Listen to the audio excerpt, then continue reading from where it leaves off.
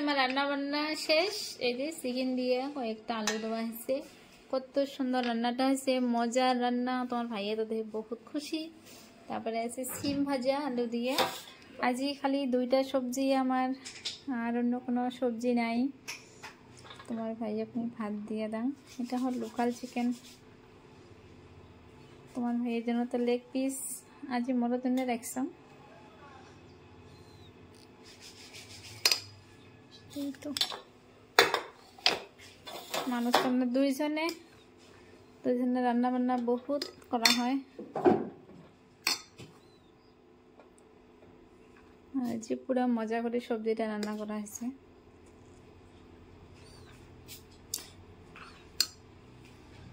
এই যে মোর ভাত।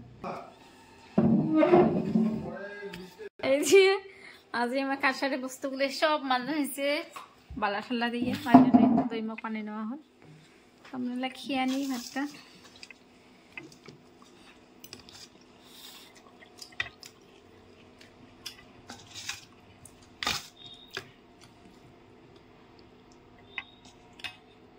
बस ओके।